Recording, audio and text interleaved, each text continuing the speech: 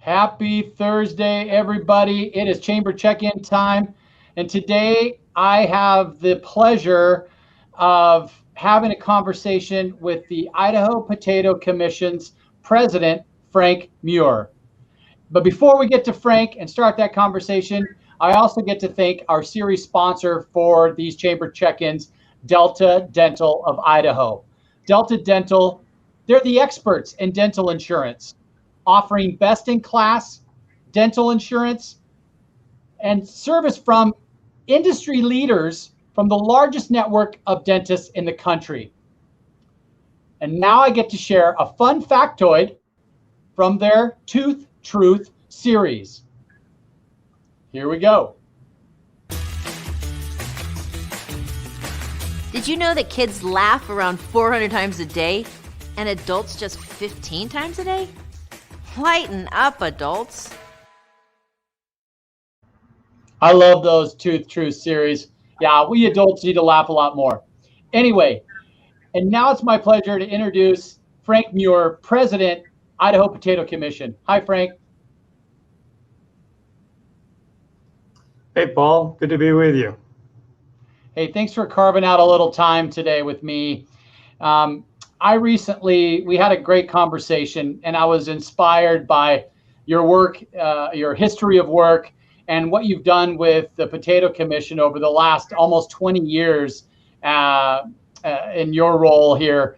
So one of the things I didn't know was how the Potato Commission started.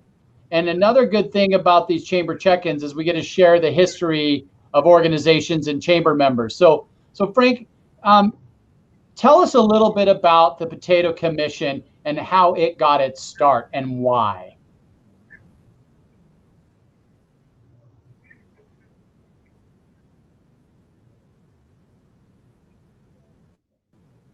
Okay, I'd be glad to do that.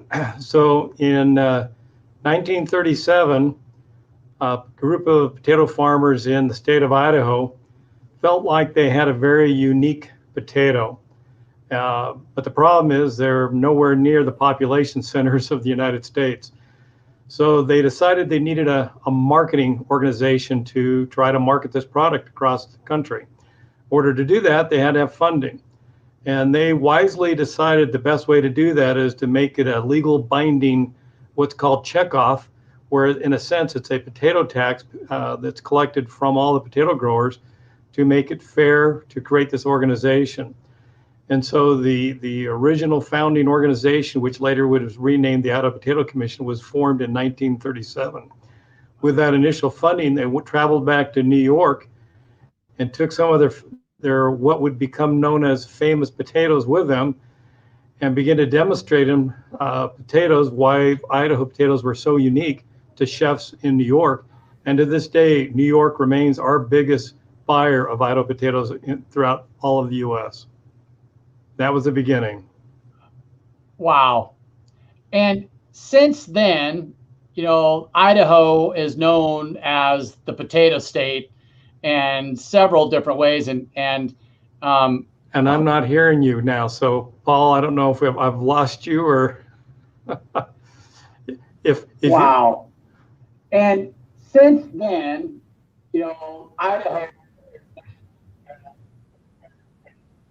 we may be having a little difficulty here.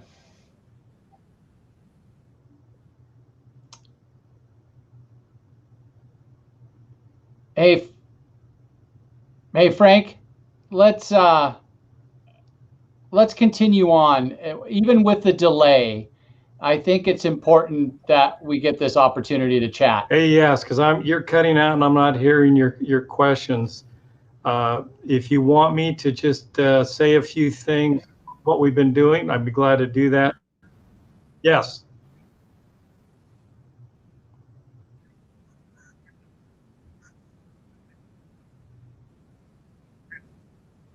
Interesting with the delay. And I'm fine to reschedule if you prefer to do that. We can try to make this link better in the future. Not sure why we're having the difficulties. Your call.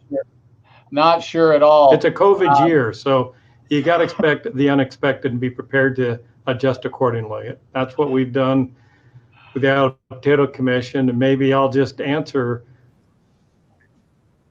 Yeah, I will just make a few comments. So the COVID pandemic had quite an impact on our industry a year ago.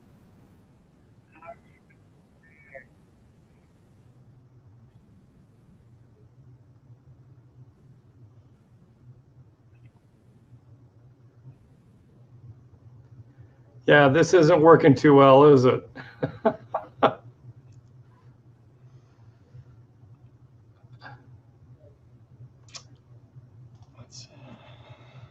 Paul, what do you want to do? Do you want to reschedule?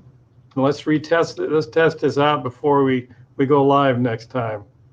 See we make sure it's working on for us. Hey, that sounds good, Frank. And for our listeners today, this is kind of our first kind of catastrophic failure, I would call it. But I really want to connect and help share the Idaho Potato Commission story with you, Frank. And it's really important because your legacy is coming to an end here soon. I know you announced your retirement, and I think it's important that we kind of share all the things that you've been able to accomplish with the Potato Commission. And I really want to share the things that have made this state great, and share with viewers how we've been able to export internationally the agriculture stuff, especially the potatoes. I want to talk about the international distribution. I want you to share with the viewers the resources that you've been able to give retailers on how to market the potato, and some of the fun things that I've seen on the website that I'll show here are some of the cool recipes. I think there's like 69 or 70 different recipes that you guys have put together for the public, and I love talking about the agriculture that Idaho has and what it's meant to the overall state's appearance, I guess, to the outside world. And you guys have done an amazing job. I want to talk about the truck, right, that you guys put together, that you're traveling across the country, and how you've been able to educate the nation on the potato and how it's impacted those communities across the state. And so maybe you've heard a little bit of what I've said, and we can deal with the lag in time, and you can answer those.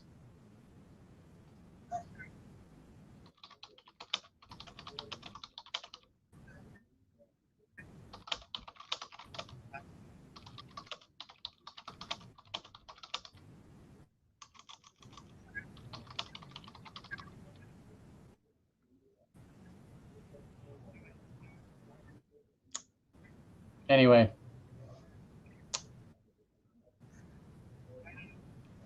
Okay, Frank, I think I'm going to end the broadcast, and we'll try again at another time here really soon.